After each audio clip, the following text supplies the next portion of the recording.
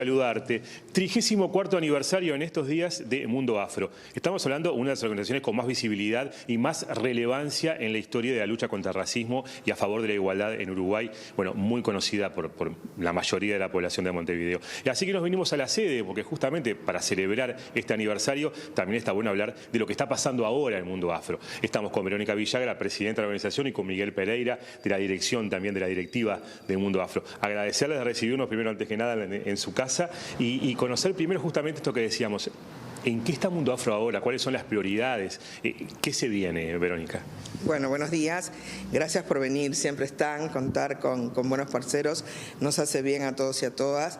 Y bueno, celebrar estos 34 años que estuvieron llenos de logros, pero con una proyección.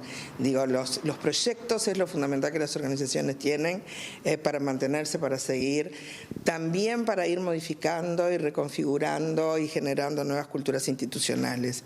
Creo que en estos últimos años la pandemia nos impactó, pero bueno, supimos pegarle la vuelta o encontrar la forma de seguir adelante, y en este retorno a la presencialidad con una cantidad de acciones a realizar, digo, acciones que tienen que ver con lo territorial, con el ejercicio de la ciudadanía, con la capacitación, con un observatorio de manos de la UDELAR, con un equipo de comunicaciones grosísimo que nos acompaña y que va a ser el pilar fundamental de esta organización, con 2 proyectos de emprendedurismo, una librería que allí la tenemos y una cafetería que también eso le va a dar dinámica a la institución, otra forma de vida, y bueno, felices por poder hacerlo posible. Bien. Y Miguel, Verónica hablaba del tema de la pandemia.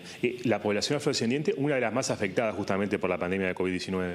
Sí, ahí tenemos como, digamos, pocos datos, ¿no?, que de alguna manera reafirman esa situación, pero a nivel internacional surgió un estudio del Fondo de Población de Naciones Unidas donde de alguna manera daba cuenta de el impacto en términos sanitarios, pero también a nivel económico que había sufrido la población afrodescendiente a lo largo de toda América Latina. En el caso de Uruguay, solamente tenemos datos que también estuvo el Fondo de Población haciendo un estudio con la Intendencia de Montevideo, donde de alguna manera demuestra esa situación, ¿no? Por ejemplo, cuando hablamos de los empleos informales, estamos hablando de que ahí la mayoría de las personas son afrodescendientes, ¿no? Todo lo que tiene que ver con el acceso a la salud. Entonces, digamos que el impacto del COVID-19 en la población afrodescendiente fue muy importante. De hecho, si se hace un recorrido también por las ollas populares, vamos a ver a muchas personas afrodescendientes haciendo, digamos, uso de esa herramienta. Entonces, de alguna manera, para nosotros cumplir 34 años tiene que ver con esto de reafirmar la lucha y el combate contra el racismo, seguir posicionándonos como una organización antirracista y tratar de reivindicar todo esto que tiene que ver con los derechos humanos, específicamente en la población afrodescendiente. Verónica, revisado un poco el documento que sacaron por estos 34 años y, bueno, en esta larga historia destacaban como logros, los mayores logros logrados en la década del 2000. ¿Por qué esto? ¿Qué es lo que pasó en esa década que ustedes consideraron un salto en cuanto a los derechos? Sí, políticas públicas. Políticas públicas, inserción en el Estado, una herramienta fundamental que de alguna manera permitió favorecer realidades, modificar miradas, digo, desde el MIDES, la Seguridad Social, Ministerio del Interior, la Cancillería. Hay una cantidad de lugares donde tuvimos una incidencia interesante.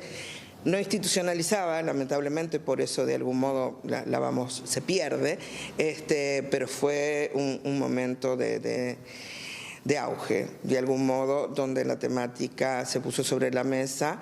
Tal vez no hayamos sido la agenda que nosotros hubiéramos querido por los 500 años de rezago, pero fuimos agenda. ¿Y cómo es la relación, Miguel, con el actual gobierno? Hay nexo en Mundo Afro y otras organizaciones de afrodescendientes. ¿Cómo es la relación? ¿Cómo evalúan las políticas públicas que lleva adelante este gobierno? Bueno, ahí digamos que la relación es a través de los instrumentos que se generaron en gobiernos anteriores. Por un lado, el Consejo Nacional de Políticas de Equidad Racial, que se creó por ley. Por otro lado, el Plan Nacional de Equidad Racial y Afrodescendencia, que también se creó la gestión pasada y por ley, que tiene metas, objetivos, indicadores. El Consejo Consultivo de Organizaciones Afrodescendientes, que está en el marco de la Ley 19.122.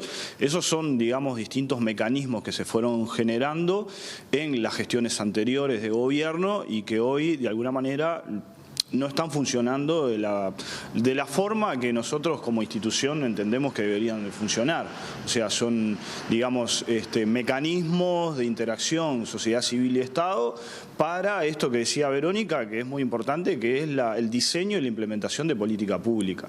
Y ahí justamente lo que no estamos viendo es o son políticas públicas diferentes, ¿no? Diferenciales, de alguna manera.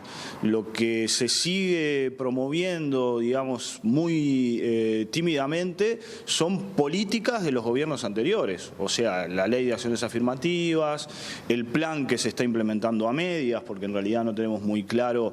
Bueno, en realidad acabamos de pedir una serie de informes a través de la ley de acceso a la información pública y vemos realmente un rezago impresionante del Estado con respecto a esto, ¿no? Que de alguna manera es como una especie de evaluación de este plan que se realizó en el 2019.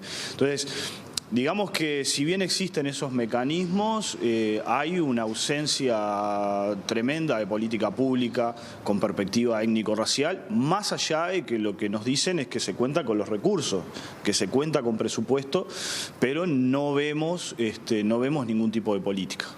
Verónica Villagra, Miguel Pereira, muchas gracias, felicitaciones por estos 34 años y bueno, y seguiremos atentos obviamente a lo que proyecta una organización tan importante como Mundo Afro. Muchas gracias. No, gracias a ustedes. Compañeros, volvemos con ustedes.